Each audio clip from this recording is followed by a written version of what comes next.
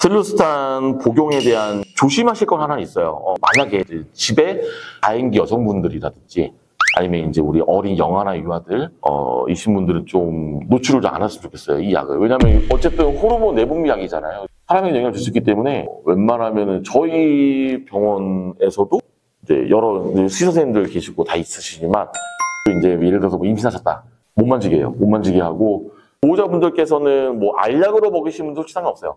그 알약이 다 있으니까 뭐 가루로 했는데 대부분 이제 물 녹여서 이렇게 주시니까 막 하실 일은 없는데, 이제 저희 같은 경우에는 막 빻고 이걸 하다 보니까 이제 분진도 조심합니다. 원래는 맨손으로 너무 만지시거나 이런 거는 좀 안 하시면 좋겠어요.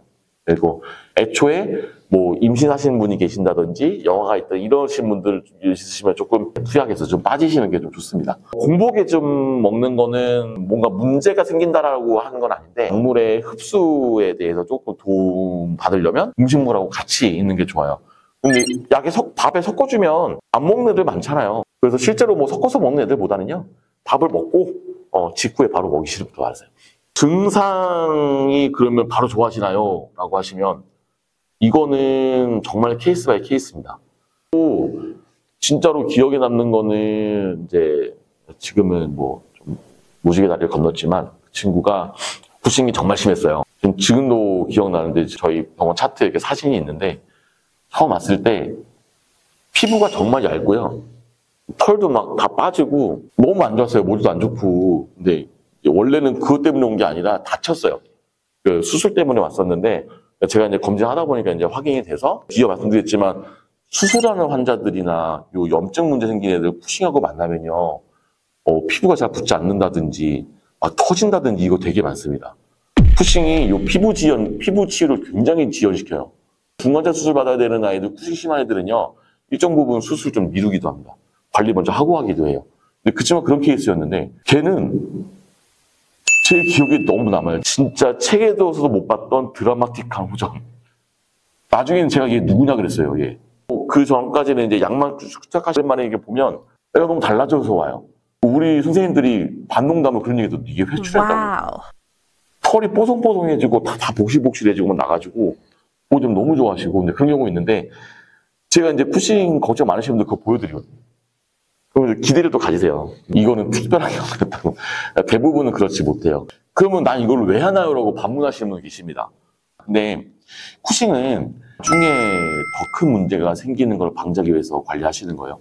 그러니까 반대로 생각해 보면은 푸싱이 이 문제가 언제부터 생겼을까라는 걸 아무도 알 수 없어요. 피부도 마찬가지겠죠. 그 정도로 피부가 안 좋았던 아이들, 아니면 간수치가 높았던 아이들, 뭐 간이 커진 친구들, 이게 언제부터 그랬을까? 분명 시간이 흘러갔을 거예요. 근데 어떤 증상이든 어떤 질병이든지 간에 흘러갔던 시간에 비례해서 그 예후는 결정이 됩니다. 당연히 얼마 안 된 초기에 발견하게 되면 좀 예후가 좋은 아이들도 많고요. 반면에 피부가 그렇게 오랫동안 안 좋았었다, 그러면 현실적으로 말씀드리면 피부의 정상적인 조직이 무너졌을 거예요.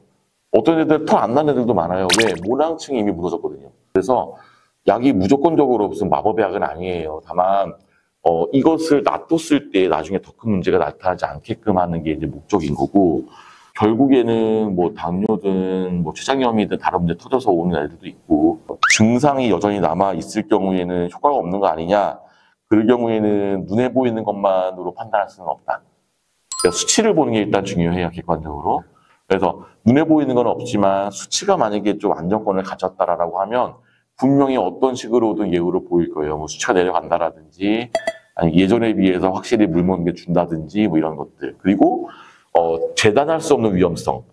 그렇잖아요. 약을 만약에 안 먹었을 땐 얘가 어떻게 갔을까? 모르잖아요, 솔직히 아무래도. 근데 그런 거에 대한 부분이겠죠. 그래서 결론적으로 환자가 눈에 띄게끔 막 좋아지지 않더라도 이런 뭔가 수치상이든 뭔가 눈에 안 보이는 부분에서 좋아지는 부분이 만약에 있다면 그거는 효과가 없는 게 아닙니다, 보호자분들. 푸싱에 걸리면 애가 살이 찐다는데 라고 얘기를 많이 물어보시거든요. 이게 조금 반은 맞고 반은 틀린 말 같아요. 딱 인터넷 서버 치면은 특징이 뭐냐면요, 배는 다 빵빵하고, 근데요 어깨뼈라든지 골반뼈가 튀어나와 있죠. 그렇게 보이죠. 모질은 굉장히 안 좋고 여러 가지를 보이는데, 이유가 뭐냐면 푸싱 증후군이 있는 아이들은 스테로이드 호르몬이 많아진다라고 이해를 하시면 좋고, 스테로이드 호르몬의 과다 분비가 몸에 어떤 영향을 미치느냐, 첫 번째는 근육량을 빠뜨립니다. 쉽게 말씀드리면 복근이 없어집니다. 그래서 얘네들 만져보면요. 피부가 이렇게 잡아보잖아요. 되게 얇아요. 백지장이라고도 한번 좀 오버하는 것 같은데 정상 피부는 좀 두께감이 좀 있죠.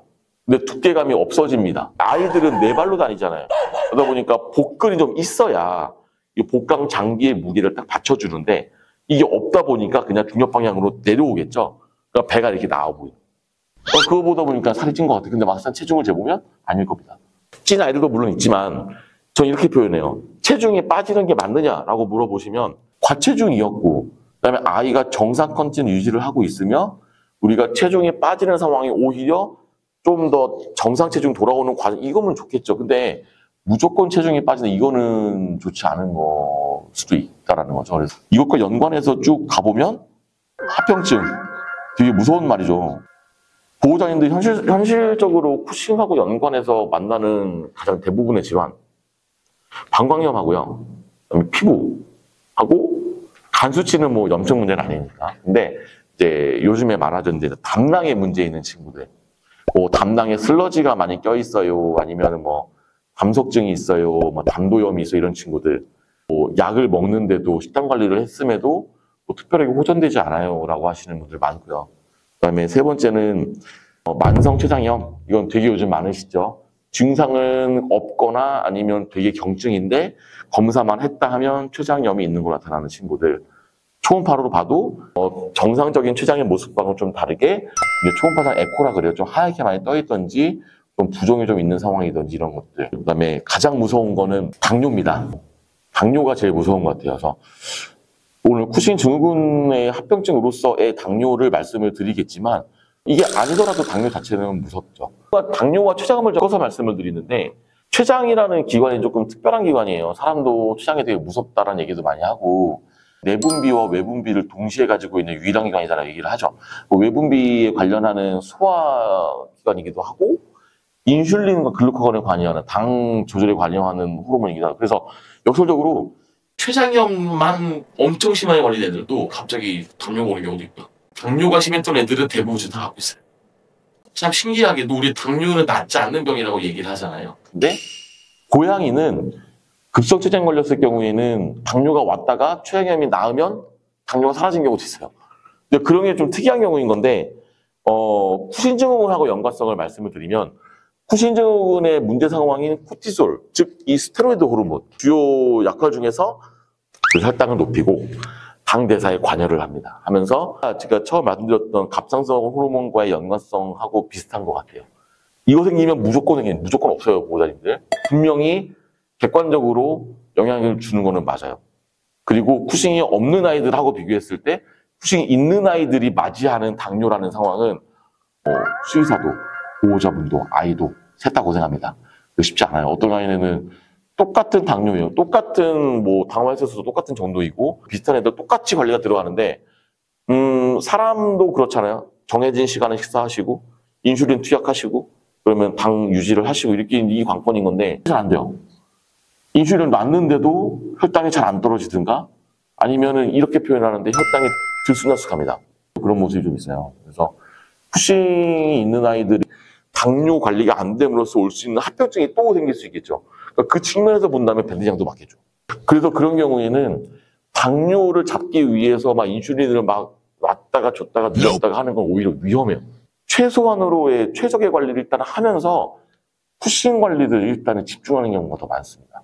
제가 이렇게 말씀을 드렸지만 되게 무서워요라고 얘기를 하세요. 근데 반대로요, 보호자님들 되게 잘 지내는 아이들도 많아요. 진짜 많아요. 뒤에 있는 거 얘기 먼저 해드릴게요. 뒤에 있는 질문 중에 그거 있었어요. 예상 수명 얘기가 나왔었는데 제일 많다라고 했었죠. PDH인 경우에들은요, 책에서 얘기를 하는 예상 수명이요, 갭이 커요. 1년 얘기하기도 하고 5년을 얘기하기도 하고요. 근데 이 마지막 말에요, 그게 붙습니다. PDH 국한에서 쿠싱 증후군이 있는 아이들은 쿠싱 증후군 때문에 잘못되는 일은 거의 없어요. 거의 없고요. 나이가 오래 들어가다 보면 다른 질병들, 심장병이 안 좋을 수도 있고, 당뇨가 생길 수도 있고, 췌장염 아니면은 종양이 생겨서 수술해야 될 수도 있고, 이런 다른 문제가 터졌을 때에 쿠싱이 얹어지면서 예후가 되게 안 좋게 회복을 못 하던지, 그게 훨씬 많았습니다. 저희 경험도 그래요. 그래서 어떤 경우는 그래요. 부신 종양 생기면 되게 위험하다던데요. 네, 맞습니다만 이 침습이 정말 빨리 되는 경우에는 정말 빨리 되기도 해요. 근데 전체 퍼센티지를 놓고 봤을 때 그렇게 뭐 월등하게 높은 부분은 아니라서 그런 환경에 그런 상황으로 가는 보호자분들은께는 당연히 걱정되시고 안 좋은 상황이겠지만 푸싱 증후군을 둔 보호자분들의 대다수라고 표현하기는 좀 그렇지만 많은 경우에는 그렇게 가는 경우보단 이렇게 가는 경우가 훨씬 많다라고 이해를 하시면 될 것 같아요.